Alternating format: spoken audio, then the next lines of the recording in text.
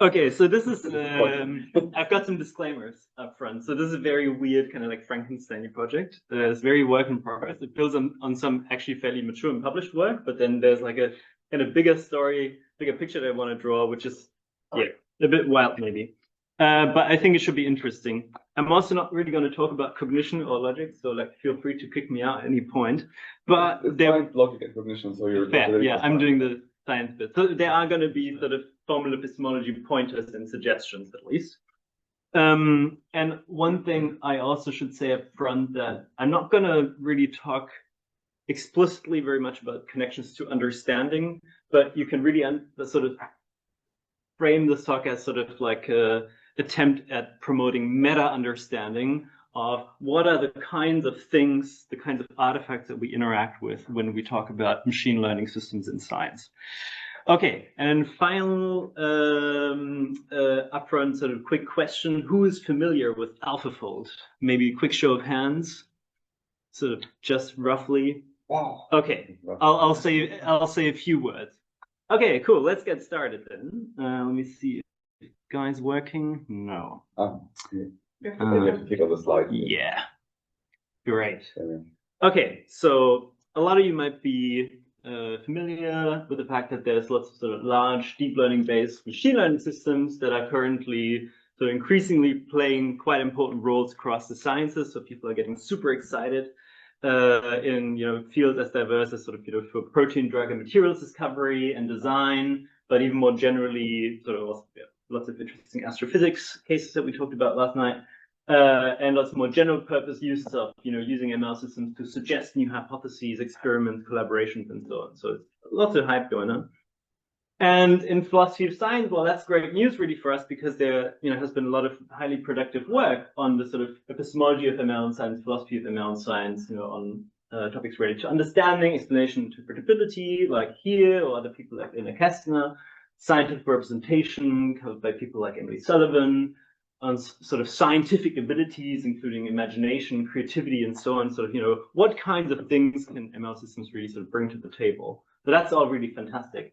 But I think what these literatures and these projects have sort of missed so far is that they haven't really engaged much higher level conceptual uncertainties and tensions around what celebrated ML systems like AlphaFold actually are and what they really do. Okay, so what I want to do in this talk is sort of broaden the scope of these ongoing debates a bit by looking at how the emerging roles that ML systems play in the sciences put pressure on fundamental concepts that we use to understand and organize scientific practice. In particular, my plan is I want to use AlphaFold as an example to focus on two basic questions. The first, what kind of thing is AlphaFold? The simple view is that AlphaFold is a kind of model, right? So it's a sort of, you can think of AlphaFold as the project basically to use machine learning techniques to predict the three-dimensional structure of proteins from amino acid sequence information, sort of one-dimensional to three-dimensional. And the simple view is that, well, it's a kind of model, right? So once it's trained, it sort of represents things about sequence structure relationships that allow us to sort of produce these structures that we can then use for downstream inferences, like for drug discovery or repurposing. Okay, that's the first question. The second question is, what kinds of things does AlphaFold produce? The simple view here is that, well, AlphaFold produces predictions of protein structures, these things that you see here. And I want to sort of gently challenge these simple views and highlight some uncertainties and tensions that I feel have not been addressed so far. So first, I want to sort of compare the sort of simple model view of AlphaFold versus sort of understanding AlphaFold as a measurement instrument or as a co-discovering entity. And I want to draw out how this creates sort of like tensions and conceptual sort of uncertainty. And second, I want to sort of focusing on the outputs, like what kinds of things does AlphaFold produce. I want to sort of zoom in on the tension between understanding AlphaFold outputs as predictions versus as evidence, which is epistemologically quite a significant difference. Okay, and then finally, I want to sort of, this is more for discussion, then sort of think about the need for conceptual engineering. Like, how can we better capture what ML systems like AlphaFold are and what they do, right? Okay. So first question, what kind of thing is AlphaFold? So the simple view is that I'm going to skip all the training sort of process, right? I'm not going to talk about, sort of the whole ML pipeline as a method of, creating something. So we're going to assume that AlphaFold is already sort of a trained ML system. At inference, the simple view said, well, AlphaFold is just a model or a tool, right? So it is a trained parameterized function that approximates and maybe even represents complex protein sequence structure relationships that we're sort of incapable of recognizing and utilizing, just by ourselves. And it's built with the aim of providing us with epistemic access to these phenomena, right? To these protein sequence structure relationships, especially predictive access. So maybe not so much, understanding or explanation related access. And it is, an artifact that's produced so it can be studied as a stand-in for these phenomena. So we don't actually have to go, to the wet lab, right? We don't have to synthesize things. We don't have to use NMR or X-ray structure determination pipelines, which are sort of the traditional way to get a handle on protein structures. But we can use AlphaFold instead to gain knowledge about structures, right? So this ticks a bunch of boxes, like when it comes to, what are, the kinds of things that sort of, models are. Okay, this kind of model view is mirrored in a bunch of sort of philosophy of ML work, like in Florian's work and Eamon's work and Emily's work, as well as, for instance, in the AlphaFold 2 paper and in lots of other structural biology work. I think this view is incomplete because it doesn't consider at least two other interesting conceptual possibilities that I sort of briefly want to expand on here. The first is to say something like, well, deep learning systems, we can understand them also as automatically calibrated model-based measurement instruments rather than models.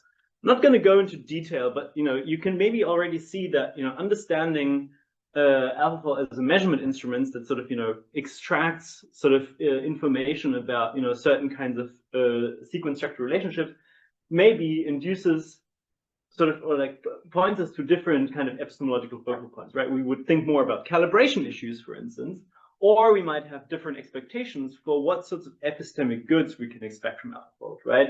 For instance, in regard to understanding, sort of understanding is not usually the kind of thing that we expect to come for free from a measurement instrument, like a particle accelerator. It is the kind of thing that we're sort of, expected, I guess, to sort of bring to the table ourselves in other ways. Okay. Here's a second perspective on what kind of thing AlphaFold is. So in work with my former master's student, Eleanor Clark, we have argued that deep learning systems like AlphaFold can be understood as part of co-discovering collectives. So this sort of responds to questions about, well, who actually sort of discovered all these new protein structures, right, that are now sort of uploaded into the protein data bank. In particular, we say that these systems can make highly relevant, non-redundant, and epistemically autonomous contributions to discovery achievements like protein structures, sort of proteins that have never been experimentally determined before. And this warrants allocating credit, including to these systems, in a way that goes beyond the role of epistemically inert tools. Sort of particle accelerators, perhaps even, right? Very complex tools. Still, they don't do any epistemic labor for us. They do other kinds of things. Okay, why is that? Well, it's a very standard story, right? Deep learning systems at training exercise considerable epistemic autonomy. So, they sort of get in touch with data and sort of settle on things that are, say, predictively useful, right? So we use them successfully in domains where we know how to conceptualize phenomena, right? So we have a lot of background knowledge, and we also know really what we want to achieve, right? For instance, sort of, latch onto sequence structure relationships among proteins, but we don't know how to do it well, right? So there's maybe too many local and global interactions that we don't really understand or don't understand like how to combine into like a concrete prediction. And this is exactly, right, the standard use case for ML in science, right? Like, we hope that somehow, magically, these systems can learn these things in our stead. Okay. Now, there are some interesting conceptual tensions between these perspectives, right? So AlphaFold in particular generates what people call a conceptual overlap. It is unclear whether we should understand it as a kind of model that represents the world and involves sort of idealizations, like Emily Sullivan maybe argues, or, for instance, as a co-discovering entity of protein structures that exhibits epistemic autonomy in, for instance, attending to, exploiting, encoding, representing information from the protein data bank to yield epistemic achievements like accurate predictions that are not fully reducible to the contributions made by human engineers and investigators alone, right? I mean, this is literally the point of building systems like that. So we have these two big picture concepts, sort of like model, right, which comes with a sort of, sort of whole list of attributes that models idealize, they represent, right, and then maybe AlphaFold ticks some of these boxes, but maybe not others. And equally, sort of discoverer or co-discoverer is a concept that comes with a list of attributes like sort of epistemic autonomy or making original contributions. And again, AlphaFold seems to tick some of these boxes, right, but they don't, they are not associated with the concept of model. So it seems that sort of AlphaFold sort of sits uncomfortably in the middle, maybe between these two concepts. And yeah, so these two options are intentional, right? So model and co-discoverer in the philosophy of science so far have never been overlapping concepts, right? We ordinarily know, well, this thing is a model, and that thing, is an epistemic agent that maybe plays the role of a discoverer, but there hasn't really been much overlap between them. But I think that we should be able to clearly classify what systems like AlphaFold are and what they do without facing this sort of conceptual uncertainty. Okay. So one reason just to motivate this again is, well, why are concepts important? Well, our expectations hinge on concepts, right? So we may expect certain epistemic goods, like understanding related goods, from models, right? But maybe less from measurement instruments or co-discovering entities, right? Like if we collaborate in a big project with other experts and we know nothing about their domain, then, they do their thing and it's fine, even if we don't understand actually, and they don't provide any sort of, understanding related goods to us. It's sort of, we're okay with that often anyway. Okay, second question. What kinds of things does AlphaFold produce? So the simple view here is that AlphaFold outputs, like these structures that you see on the right here, they're predictions or hypotheses that require empirical validation. However, there's some recent arguments. So this is joint work with Finola Finn, which suggests that ML systems like AlphaFold can produce what we call synthetic evidence that can provide genuinely new knowledge about the world to investigators that they can sort of accept and build on for downstream tasks, including sort of drug discovery, for instance, in the AlphaFold case. And these two views, right, understanding AlphaFold outputs as predictions or hypotheses versus as evidence are in tension. Why? Well, a prediction or hypothesis is the kind of thing that we seek evidence for, right? It could just be as simple as, a guess, a possibility that we find interesting, right? But we have nothing that speaks, for or against it. And then it sort of, motivates our pursuit of evidence that speaks to that hypothesis. But evidence is the kind of thing that already entitles us to make knowledge claims and justify downstream pursuits, right? So for instance, when we sort of go all the way to the lab already, based on a prediction like this, to synthesize and test compounds, for instance, for certain kind of binding properties or something.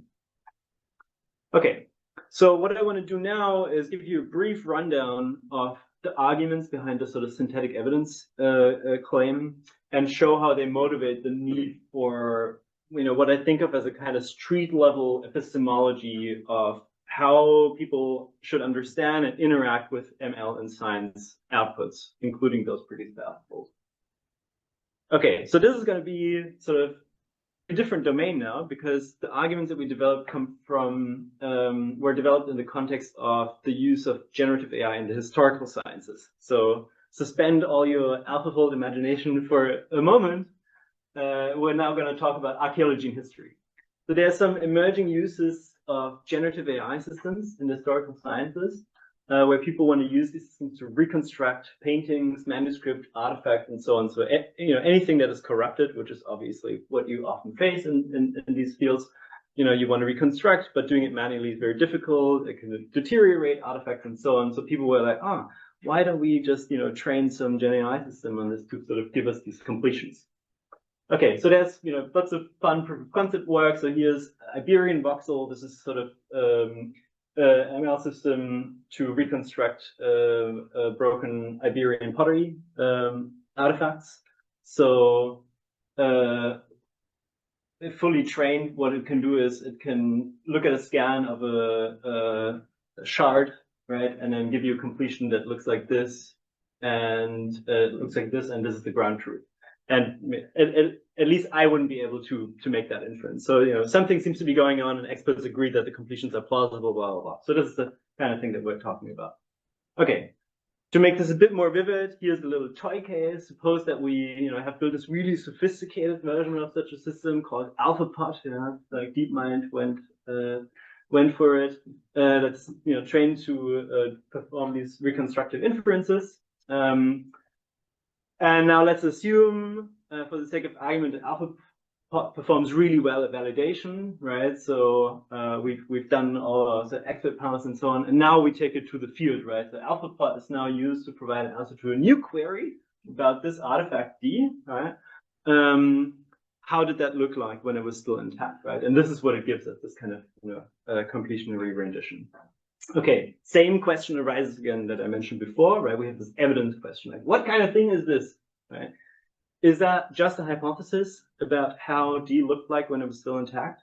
Or is it evidence that provides us with genuinely new knowledge about the artifact?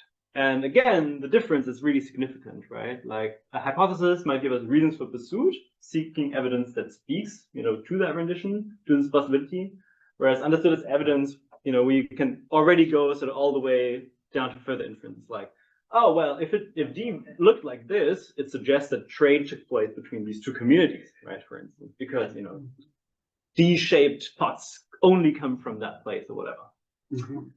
All right, so that's the setup.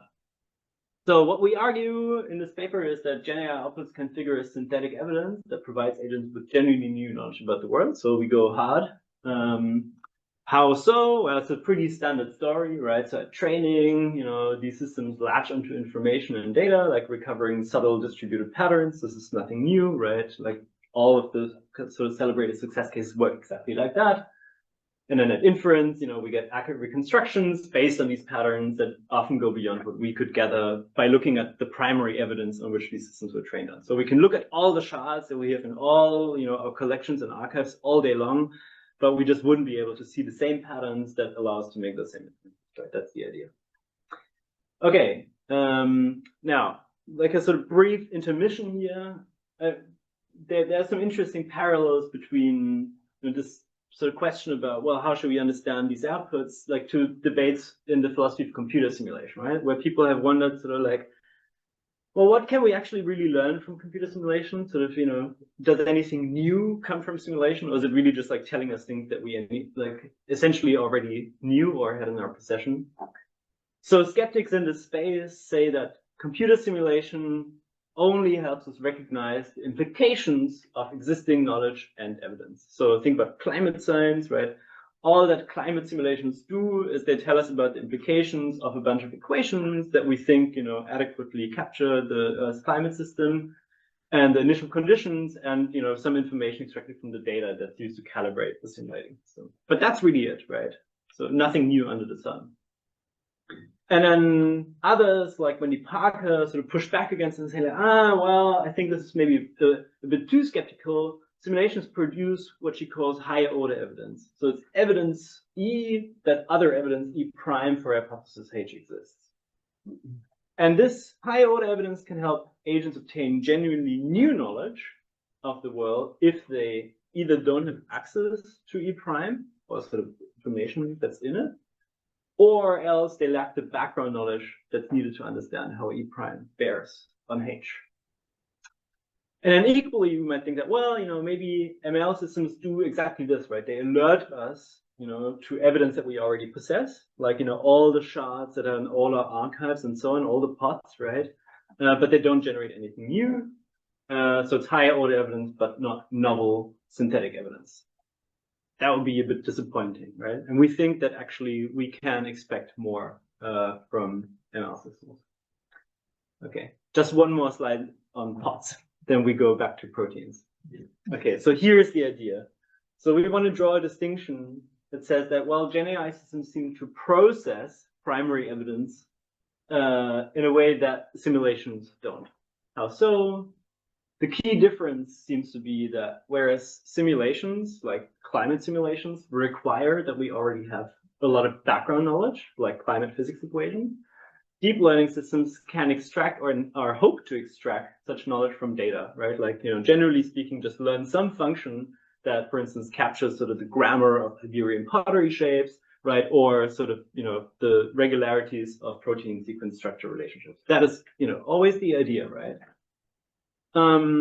So unlike simulations, deep learning systems independently settle on such functions to some extent, right? I mean, obviously there's inductive biases and so on that also play a role and background knowledge leaking into, but there's some degree of independence.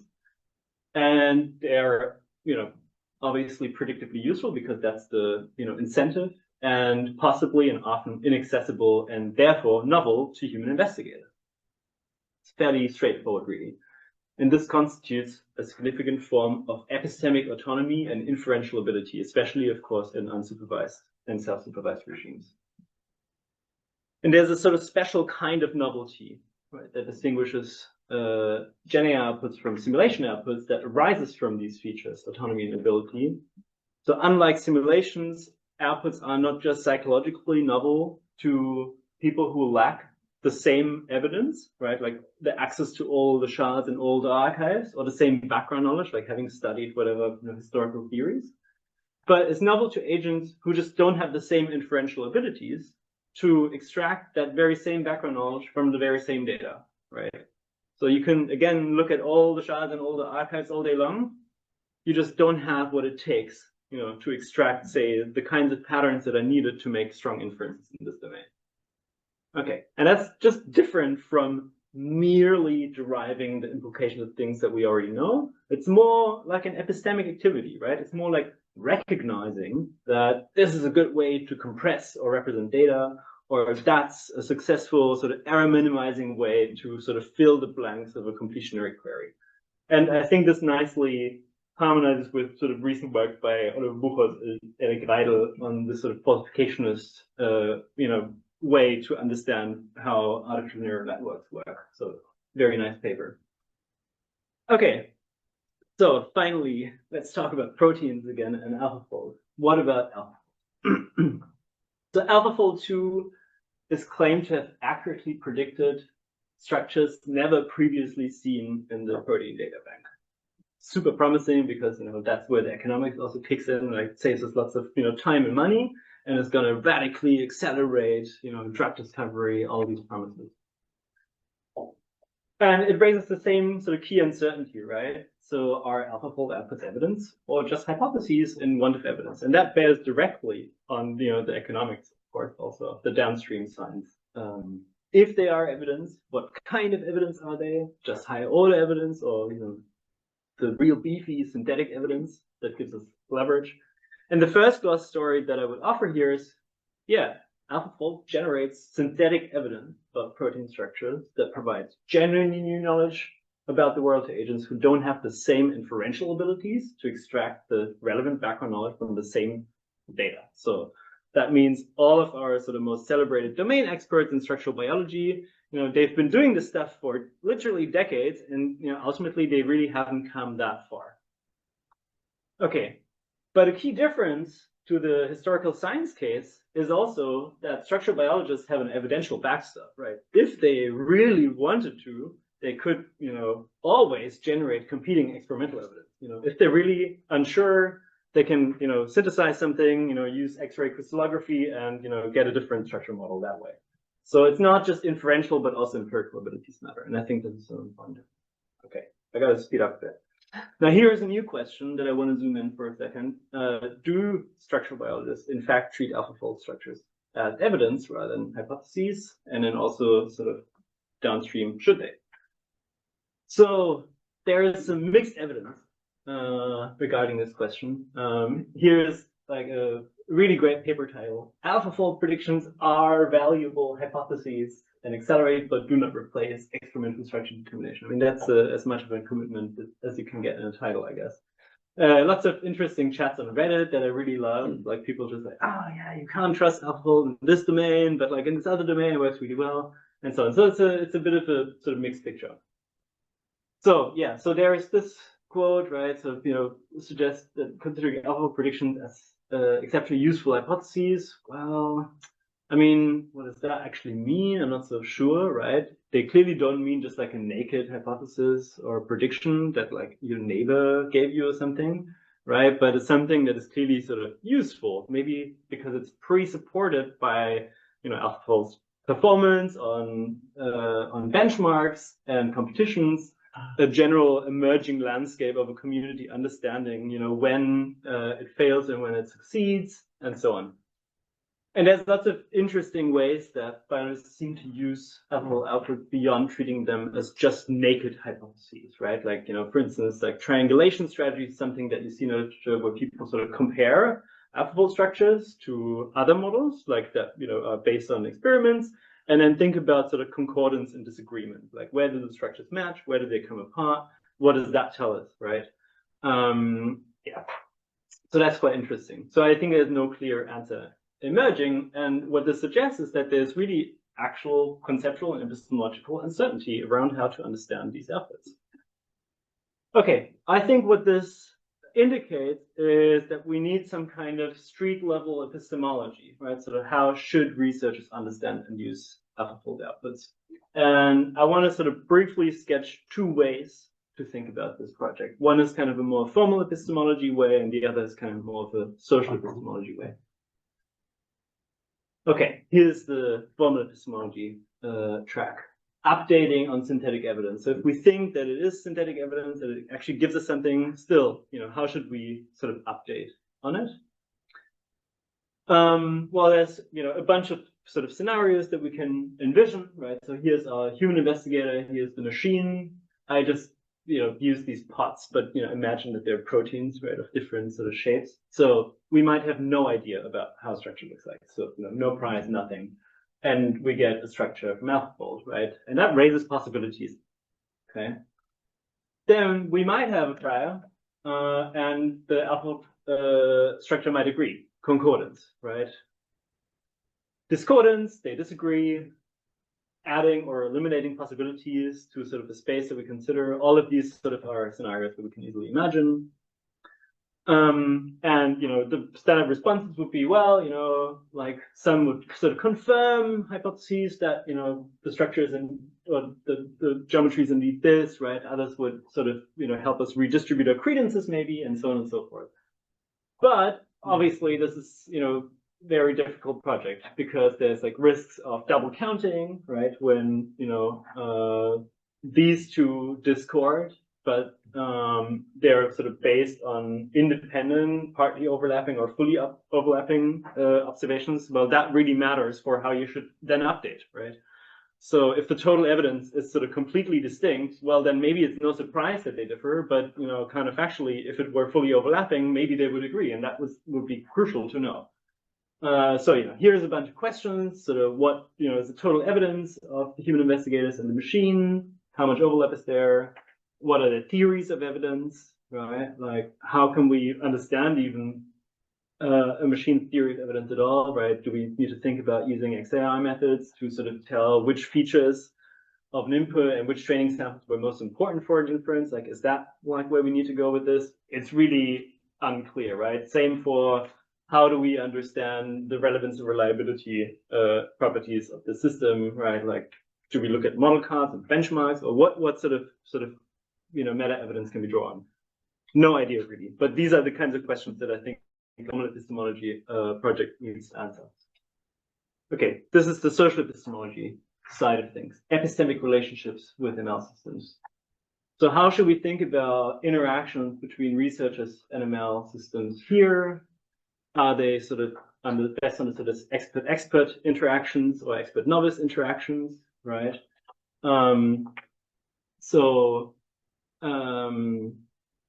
it's stuck. If like falsely considering yourself as an expert, sort of and dismissing an output versus falsely considering yourself as a novice and just deferring blindly, both seem risks in this space. And I think it's just interesting to think about these questions, sort of when is deferring warranted, obligatory, and so on. Again, turns on some of the same kinds of questions, so like what's the track record? Do they have the same total evidence? Do they have the same, or like shared background knowledge, and so on? Okay, let me briefly wrap up. So this is sort of where I see some interesting projects. But like, what else can we sort of learn from the situation? So it seems that deep learning based large ML systems in science raise these sort of conceptually and methodologically disruptive questions, like, what kinds of things even are they? What kinds of outputs do they produce? And that matters like straight up for street level decisions that actual scientists are making. Simple views insist that, they're just models and they make predictions. But I think they gloss over considerable uncertainty and prevent actually, sort of high level understanding of what we are even doing. And I think it's productive to consider at least other options. I'm not pushing for them, but just, I want to encourage consideration. It's productive because it highlights these weird overlaps, right? Like model and co-discovering entity, they're not supposed to be the same thing, right? Predictions or hypotheses versus evidence, also very uncomfortable to have that uncertainty.